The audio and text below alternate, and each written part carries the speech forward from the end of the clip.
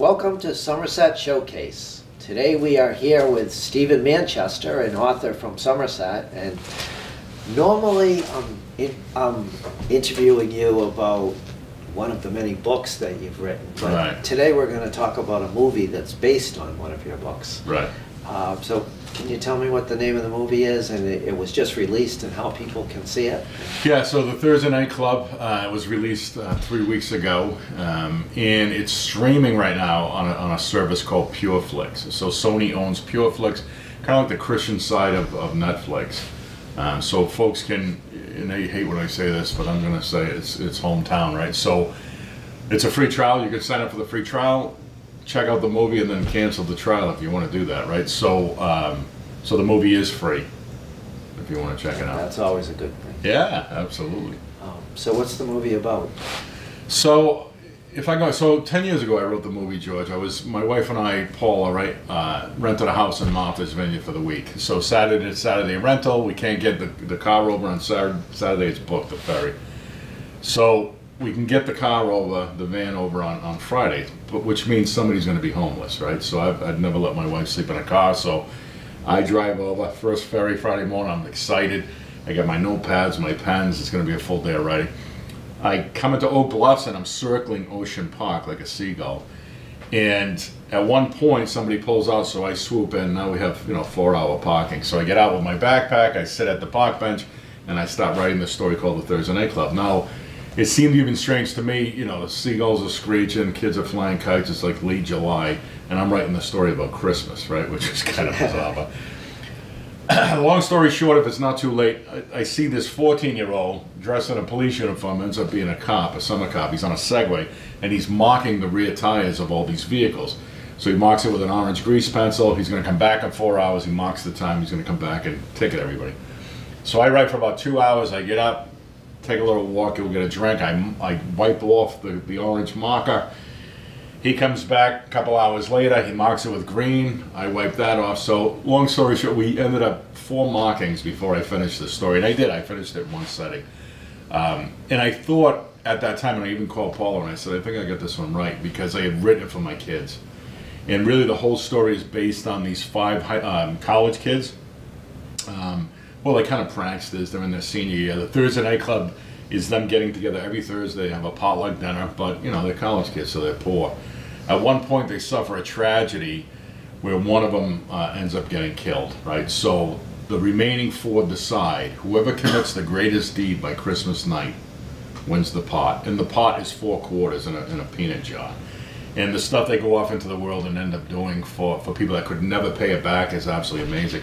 And the cool part is they remain anonymous for it. But again, when I wrote it, it was to kind of show my kids, like, you can talk all day long about helping people, or you can get up off the couch and go do it, right? And it's really that easy to make a decision. I mean, just walk out of your house and you can bump into somebody that needs help. So it was a cool, I'll never forget, of all the stories I've written, and I've written, many books, but I'll always appreciate that because for whatever reason I was given the time without distraction, and and the family thought I was doing it for them, right? Because I would take the car off. It's amazing to write a whole book in one sitting like that. I mean, I've heard of musicians who say they wrote a song in one sitting, right, which isn't near as much work, and they think that's a big thing, right? To be able to do a whole book in one sitting. So it's a novella. I think it came in at 25,000 words. So the average novel, and we don't go by word count, page count in the industry, but for word count is between 80 and 90,000 words.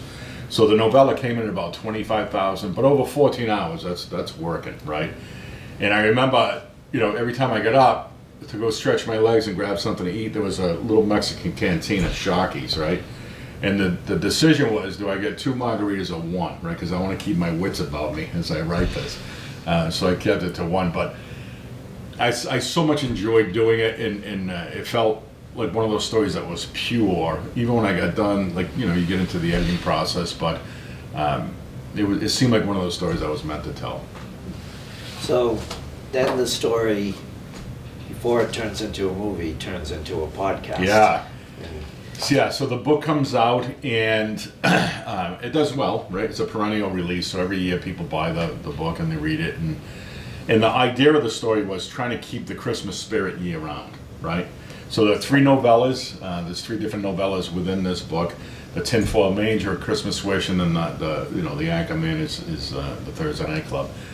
I got a call 3 or 4 years ago, from my publisher Lou Aronica out of Stamford, Connecticut, saying, "Hey, listen, people love this story. They want to do an audio podcast drama, which is essentially old school radio. So we're going to do 6 episodes. We're going to record this thing in Brooklyn in a recording studio.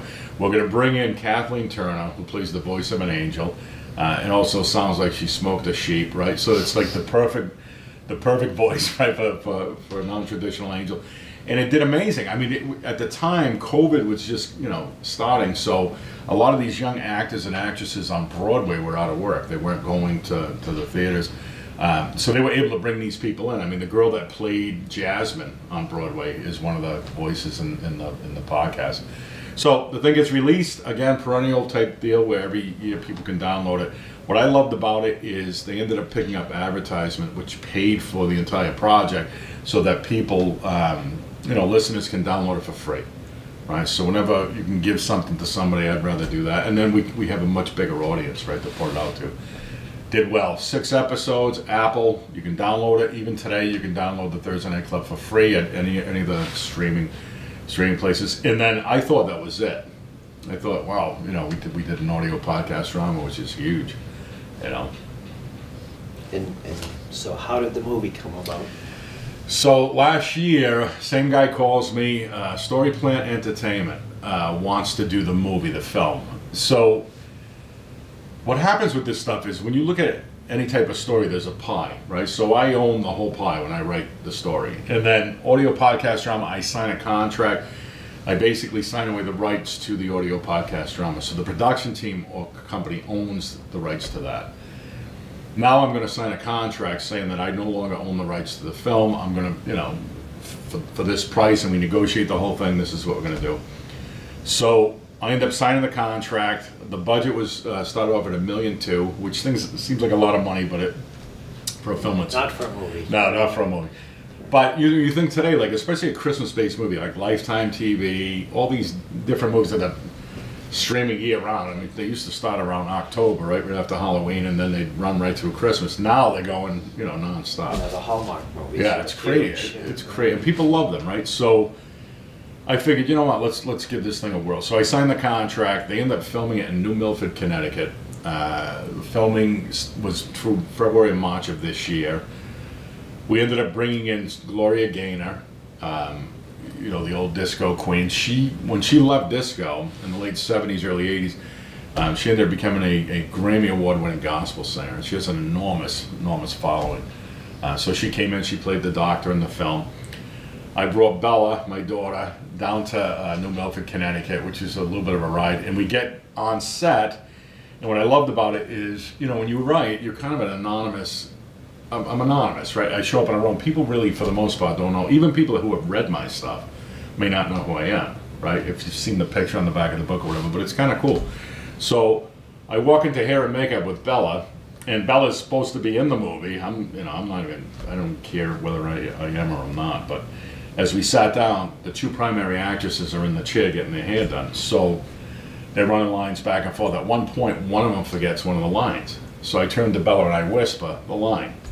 So Bella's like, "Dad," and I said, "I'm trying to be rude. I'm just, I wrote this show. I can tell you, Anyway, one of the younger associate producers says, we have a girl here that's here for hair and makeup. If we can get to her, And then another producer comes in and says, that's Steve Manchester, right? "Oh, it's, we've been waiting for you, Bella." It was kind of comical, and they bring her into the chair. And we get out to the set. I know right away that this is a professional deal. They brought in a production company from North Carolina, so the equipment was like over the top.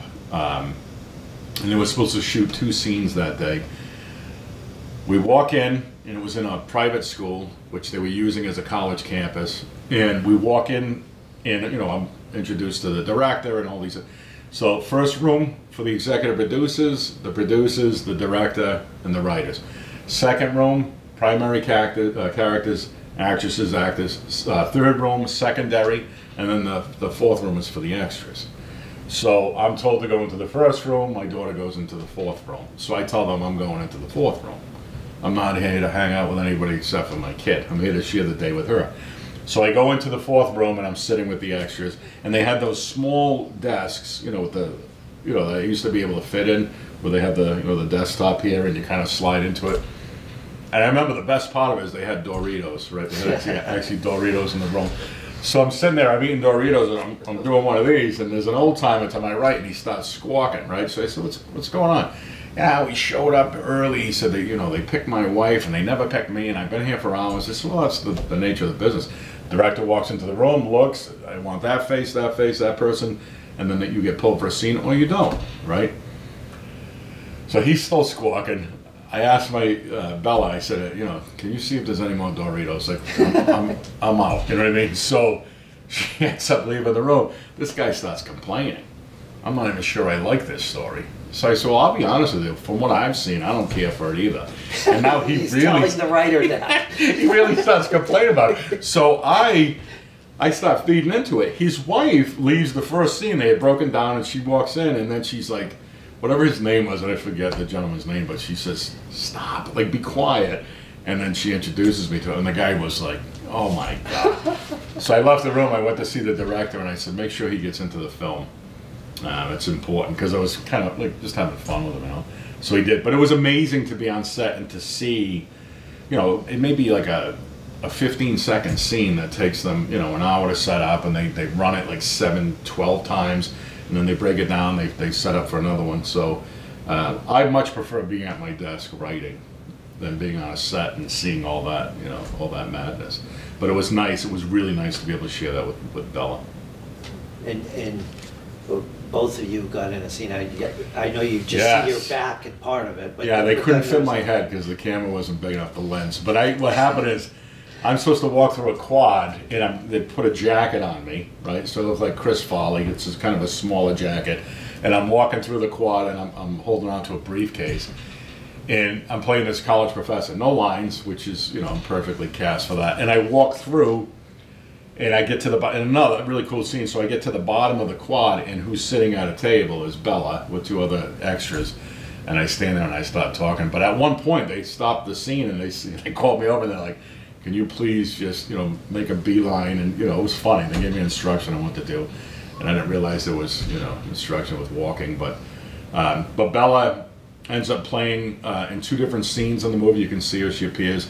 And the thrilling part is she was invited to sing on the movie. So she sings in the credits coming into the movie and coming out of the movie. And we ended up recording that, part of it at WSAR, right here in Somerset. And then we went out to Johnston, Rhode Island, to like a mobile recording studio, which was amazing. And she did a great job on that.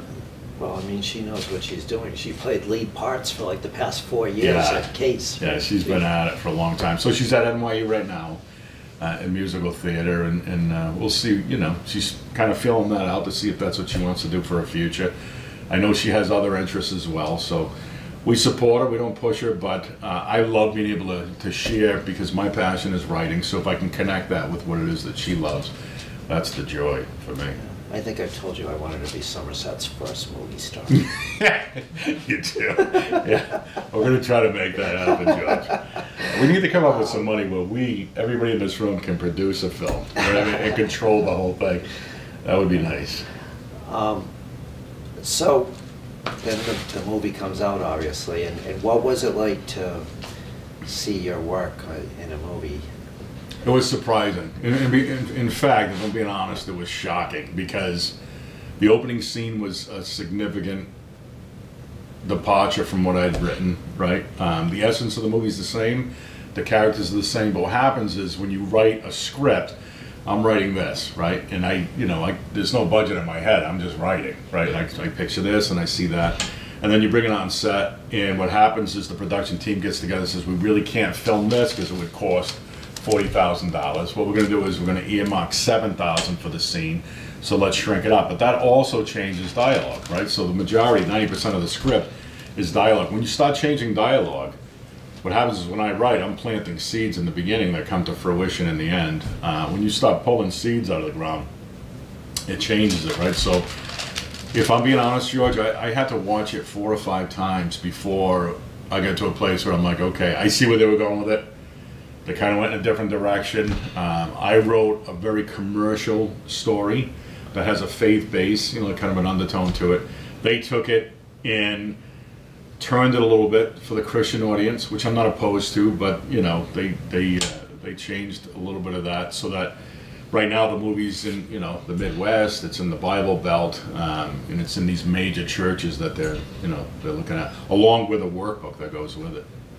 This happens quite often. Yeah, it does. Doesn't it? Yeah, but it's the first time for me, so the way that I accepted it was, you know, this is the first of many, right? And I have to think, it's just, for me, it used to be about a book, or it used to be about, you know, now it's about a body of work, right? So I'm very proud of the story. I love the idea that I was able to share it with my family when I did, especially with Bella. But now I need to get out of its way, right? I need to get rid of my ego, get out of its way, and let this movie do what it's going to do.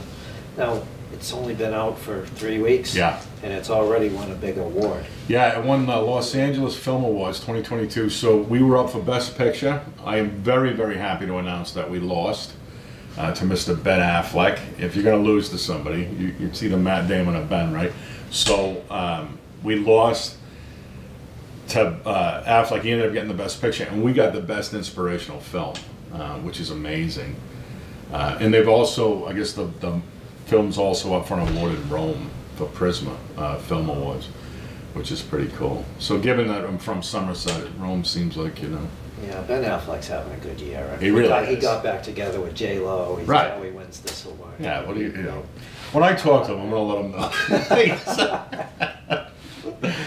Yeah, I'm a big fan of, I mean, I'm obviously, you know, I consider both of them to be local guys, right? Boston-based, and you know. Ben Affleck's a big Red Sox fan. He right. goes to Fenway like every year on his birthday. Yeah, that's awesome. Yeah, since Good Will Hunting, right? I've been fans of their work. So, but just to be able to say that I lost to Ben Affleck brings a little bit of legitimacy to me as well, right? I don't mind losing, but you have to, you know, you have to lose to something that's good, right? So, yeah. I'm happy with it. So, and you also talked a little bit about wanting this movie to start some type of movement. Right. Can you tell me a little bit about that? Yeah, so the one blessing, so Valerie Smaldone is the director in the film. She's, you know, absolutely amazing. She's an incredible talent. Lou Aronica and I wrote it together. I've been working with him for years, so it was a blessing to work with him, you know, again. Monty Hobbs is the producer. I could go on and on and on. But the production team was incredibly talented. And what I love was, even though we departed from the original, and that was more of a learning curve for me, right? I'm not saying what they did was you know, it was different, is what it was, right? So it was me getting used to of that difference.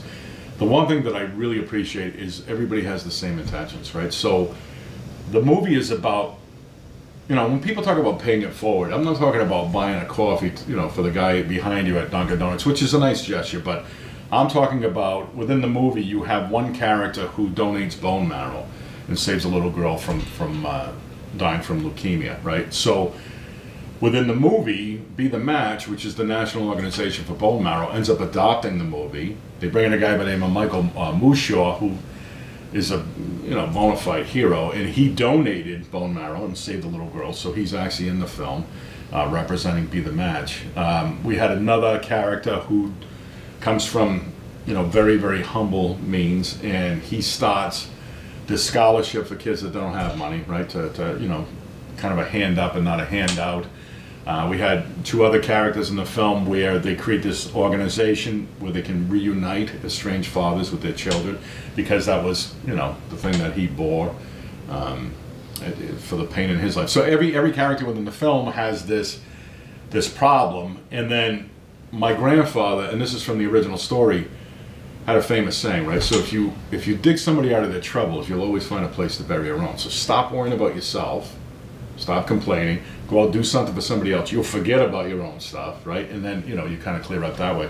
So the production team, getting back to them, turning a movie into a movement was something that was across the board, right? So Valerie believes in that, Lou believes in that, I believe in that. And what we're going to do is you take this movie, The Thursday Night Club, and now it becomes Join the Thursday Night Club. So there'll be chapters throughout the United States where you can literally join the Thursday Night Club. And if you do, the expectation is that you're going to go out and you're going to help people. And I don't care if it's, you know, setting up a program where people go to visit the elderly in an assisted living facility, or just really going out of your way and creating something where you're benefiting people that could never pay you back. So when I say pay it forward, a lot of people think about, we're talking about committing deeds that are almost between you and God, right? There's nobody, like, whatever you do for these people, they can never ever repay you for it. But that's the gift that you give yourself.